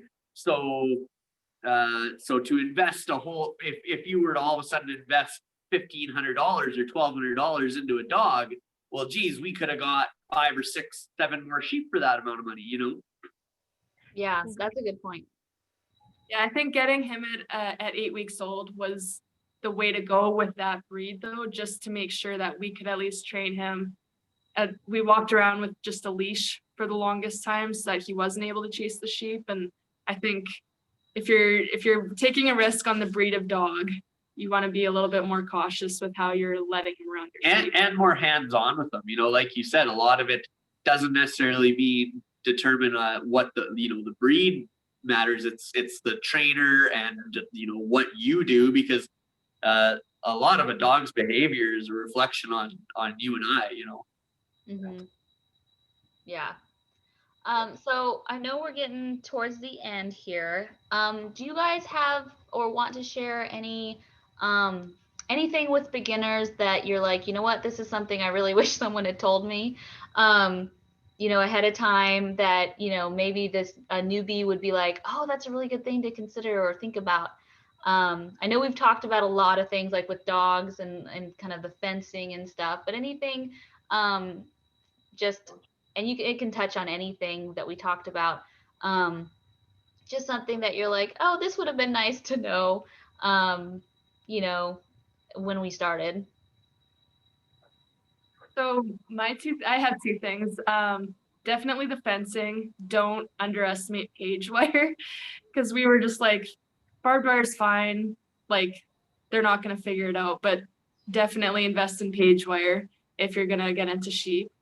And then the second thing, we were told by both our mentors to really do our research on the farm that we're getting our sheep from, and ask a lot of questions on the way they were raised, any health issues that they might have had, kind of vaccines that they were given over the years, just really anything that you can think of.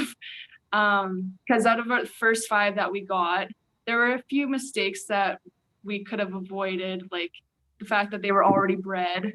We got them from a young farmer, so he didn't know much about it either. He was actually like a 17-year-old kid, so we're pretty sure they were 4-H animals. Yeah. So we didn't ask the proper questions to him just because we were trying to act all like, oh, we know everything, like trying to act like we had done it a million times and didn't want to look dumb. But it kind of backfired on us. So ask if they're bred, because that's kind of important to know. And then especially to get like the timeline of when they could be lambing. Yeah. Also, the one ewe that we got, we figured she must have had mastitis like previously before. And so we found out when she lambed that neither of her udders worked. or her teeth. teeth. Totally Wow. plucked it up. And so we tried stripping her teeth and nothing was coming out. And it felt like cartilage buildup in there. So, or scar tissue, sorry. So we ended up bottle feeding her babies. So had we had known that, which we loved bottle feeding, but had we had known that, we might not have purchased her because there's health issues in the herd. So why would we go with them rather than finding another farmer that doesn't have health issues in their herd? So those two things I would definitely say don't overlook, because those are important details and they're easy enough to work around. Like, make sure you have page wire and just ask the proper questions. Yeah. My thing that I would suggest, my takeaway, I guess, from it all, not anything that I wish I would have known or anything. If I was being talked to by anybody that was on the fence about maybe getting sheep, or any small farm animal, I guess, is just how enjoyable it can be. Like, it is so exciting to be a part of these animals' lives and get to see, your little lambs grow up and help in birthing lambs and, all that kind of stuff. So there's a lot of stuff that, you learn kind of on the fly and you may be unsure about it. But I think if people are willing to put the work in, I just think it's a really enjoyable thing. I mean, I think that's why you have a lot of people who get into it and then they stick with it, because even though there's a lot of ups and downs, it's really exciting stuff. Yeah, very rewarding. What about Yes. you, Robyn? I've come from a farm background, so I have that, but I guess that there are a few big things. Finding a mentor is worth its weight in gold. Huge. Rely on that mentor. Don't go online. I'm sorry, I'm not knocking the internet, but the internet cannot help you with real life situations. Exactly. There's so many people I see through Facebook on the Icelandic breeders, mostly the Icelandic owners, that somebody is like, oh, I think my sheep has yada yada yada, and that's it. What do I do? And you need to know the temperature. You need to know if they're eating. You need to know if what their eyes look like, how they act in general. You don't just say, oh, I think this is happening. If you're going to come on with something and expect a reply, you need to have all the specifics. And then that's not to say that somebody's going to get back, and like on Facebook, somebody will get back and reply to you instantly. Sometimes some of these issues that come up are life or death situations. You can't wait for somebody to say, oh, well, you probably maybe try this, maybe try that. And then when you do something like that, you're going to get 50,000 different answers because everybody else has a different way of managing things. Yeah. Another thing is a veterinarian. I know they're hard to come by in a lot of places, but having not necessarily every time something's wrong, having them come out, but having a good rapport with a veterinarian. Yeah. Is also worth its weight in gold. I'm going to have to start over because my vet is retiring, but I've been with him for like forever. And all I have to do is call up if I am stumped and say, look, we've got this, this is the symptoms, the signs, the temperature, this is what's presenting. He's like, okay, either have your husband or you come down and pick up some medicine. But that has taken 20 plus years of working with him to do that. Yes, I do know that there are places that it's hard to come by somebody. Yeah. That's where a mentor, somebody who's been around, and by a mentor, I actually mean somebody that's been breeding sheep for longer than 4 or 5 years. Yeah. Because they have actually seen, I can't say seen everything, but seen a lot of stuff. And another thing that's really, really huge is make sure that you have everything in place for when you bring them home. Yeah. You guys said that. We haven't, because I've had the farm background, I know that kind of stuff. But there are still instances, like I said, where they would either jump over the electric netting or snake underneath of it. Yeah. Those are huge. Read whatever you can get your hands on to read. As far as there's 2 books by Laura Lawson that are wonderful. Managing Your Ewe, and the other one I believe is Managing Your Lamb. And those are wonderful books to invest in. But don't just go on the books. You need a mentor. You really, really need a mentor. Robyn, that's probably the best advice you could give, honestly, because I know even with our very first lamb last November, yeah, when you start looking on the internet and looking on Facebook and you get 200 different replies of 200 different things it could be, that becomes A, really overwhelming, and then so B, not that helpful. But when you can, I mean Jenna and I were standing in our barn at 1:30 in the morning on the phone with our mentor, because when you have somebody that you can call and talk to, like you said, it's worth its weight in gold. You can't put a price on that. Well, and we didn't want to bother our mentor, even though she'll always answer her phone.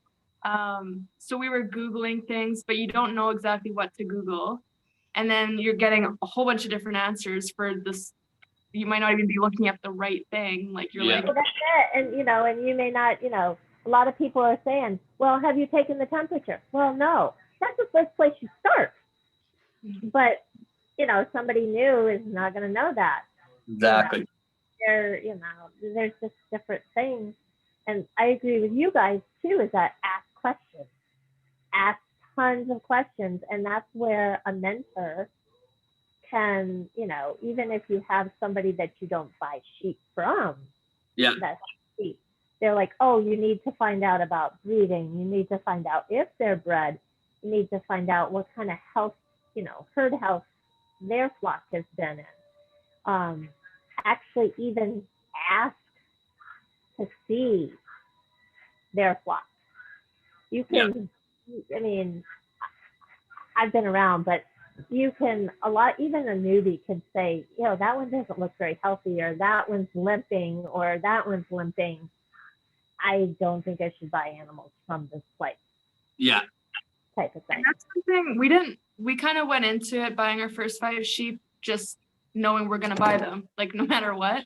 And we got really lucky that the only issue was that the one had mastitis, but there could have been other herd issues that we were just like, oh, it's not a big deal, or like we don't want to offend this guy by not buying them. But you're the one that has to deal with those animals, and if they're suffering for whatever reason, you don't want to have those animals on your farm. And so you don't need to be afraid of offending anyone, because they're going to be on your farm. You don't want to have to deal with that.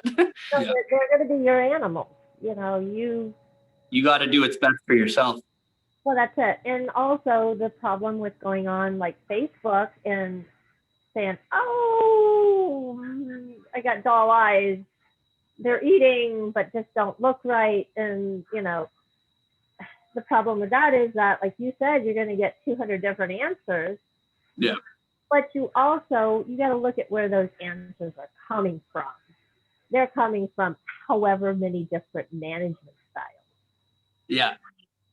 Well, that's why I like this system that Delaney's set up with this, because with you in Massachusetts, with us up here in Canada, and Delaney in California, you kind of you get a scope of how different things can be wherever you are. So again, when you hop on the internet, like you said, you're getting information from somebody in a totally different situation than you, where it's good to have a mentor that, you know, is an hour away and deals with the same stuff as you. Yeah. I think that goes to the, you know, all we're doing is doing the best we can with the situation we have. Yeah. You know, and so you do as much research as you can, but going back to like, what if you drove, you know, 10, 12 hours to go pick up a flock and you get there and all of a sudden you're like, this doesn't look right, but I just drove 12 hours. That's a lot of money, you know, and like, you know, in your head, you're like making all the excuses of, you know, oh, you know, do I really want to come out another weekend and drive another 12 hours to go somewhere else? You know, and there's a lot of that, like, at least for me, I hate wasting resources in my head. And I'm like, you know, that's gas, that's wear and tear on the car, that's, you know, in your head, you're weighing all that against, well, what if you just pick them up? It can't be that bad. You know, and it's like, no. You are like stuck with these animals, not stuck with, you're blessed with these animals for hopefully a long time. And, you know, so you have to go into it with your eyes as open as they can, but also with a grace for yourself to know that you don't know everything, and you know, Yes. do the best you can. But also, like, at least for me, there's so many mistakes. I'm a perfectionist and mistakes like eat me alive. But I also am loving this experience because it's teaching me to let it go and to just know that, you know, the reason I kind of did some of this conference and these discussions, like, I don't know everything and I have all these questions. The whole mentor thing is definitely something that I've taken away through all these talks that I'm like, I need to go find one because I don't have one yet. I need to find one. And so it's like those things that I was like, I didn't even know that's what I needed until I talked to everybody. And that's like like one thing that everyone in these conversations is talking about. And it's like, okay, that's, if everyone is saying that, then it's important. Exactly. And that's not something you really get from a book. Like, I don't remember if any of the books I've read was like, find a mentor. It was always just, here's, you know, a good way to do it, but that's not going to work for every farm. But they don't say that. Like, they just go, this works. Here's the general way to do things. Yeah. But something too is that, and we see this a lot, there are people that sell within our breed that just sell. They don't back up their sales with offering mentorship. Mentorship is free. Okay, I'm sorry, that's just the way it is. Yeah. You know, you don't want to set somebody up to failure because they're new and, you know, they don't know like the specifics.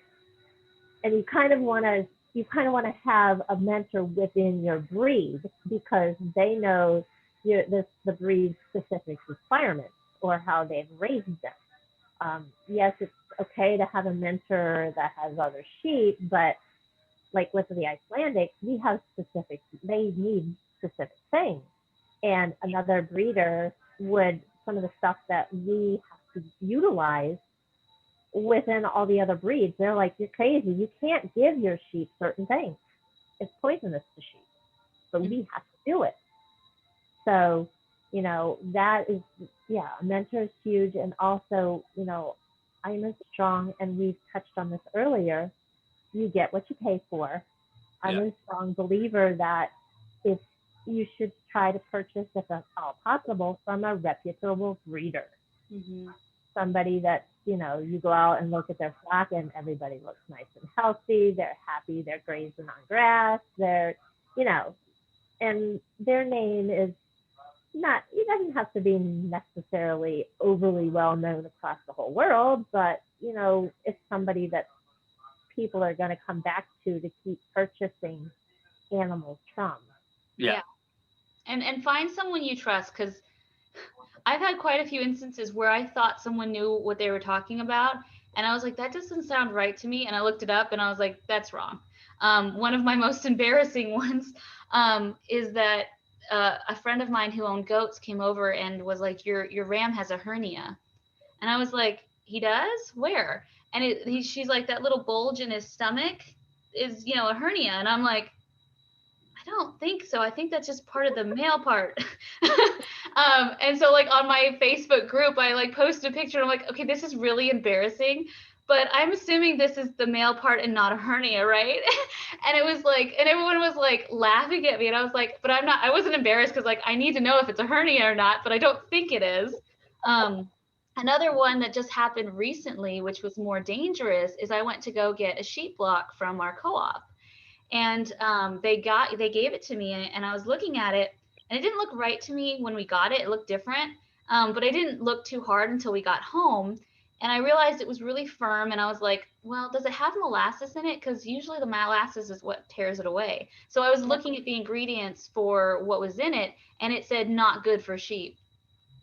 And I was like assuming, you put in the right thing, but we were wearing both the person who I was ordering it from and I were wearing masks. And it was really hard, I think. And it was an older man and he didn't understand what I was saying, that it needed to not be it needed to be for sheep. And it wasn't until I got home that I was like, oh, this is a big mistake. Like if I had given them this could have really hurt them a lot. But I was just like, well, I assumed they put it in right. I assumed we got the right one, but it didn't look right to me. So I was like, I'm just gonna double check. And it was like, so I ended up going back and exchanging it. But it was one of those things where like, they work at a co-op. You think that they would know, but then you're like, no, you need to double check things. So, if you can find a mentor that you absolutely trust, that's amazing. But if there's still something that sounds like, you're like, that just, something sounds off about that to me. It could not, it could be, it doesn't, but still look into that. Because I think there's times where, if you just trust somebody and you don't know them too well, like my friend who had the goats, I was like, well, goats and sheep are similar, so maybe it is. And it was like, yeah, no, she's obviously like goats and sheep. Yes, there's some things that are very similar, but don't just trust that. Because they are very different animals and the anatomy obviously is very different. But I think we're getting on the 2 hours. And so thank you guys so much for your time. I want you guys to be able to share your media handles so that anyone who's listening can follow your guys' journey and see the lambs and the babies coming up soon. So Jenna and Jordan, how about you share yours and then we'll do Robyn's and then we'll sign off. Yeah, you can find us on Instagram. That's pretty much the only platform we use. Our tag is From the Dirt. You can also, I think, just look up Locke Farms, and Jenna runs that page. She does an awesome job of it. And come the springtime, there's always a lot of lamb spam on there. We've actually started like a blog type thing. It's just fresh, so there's not going to be a ton of information just yet, but we're hoping to share a little bit more of our learning experiences on there too. And that's just fromthedirt.ca. Awesome. Go ahead, Robyn.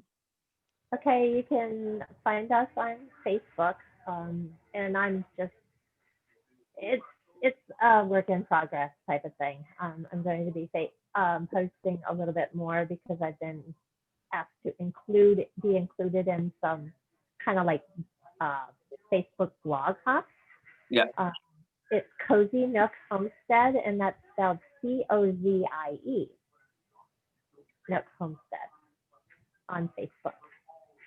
I think Jenna's writing it down. I am. I see the little pen still. I was like, here she goes. I'm like, okay, that was COZIE. Yes, I know. Everybody spells it COZY, so I have to make sure. Yeah. Because, there's pictures on there of where we live. We live in our own little valley, so that's how the name came about. Oh, that's cool. Can't wait to check it out. Yeah, I have to do the same with you and me. I'm like, it's EWE, because people who don't own sheep don't. Oh, yeah. But thank you guys so much for coming on. It's been so much fun talking with you guys today. So thank you guys. It's been wonderful. Thank you. Thank you very much for having us. We appreciate it. Yeah, you guys have a great weekend. And thanks again. Thank you. You too. Bye. Bye. Guys.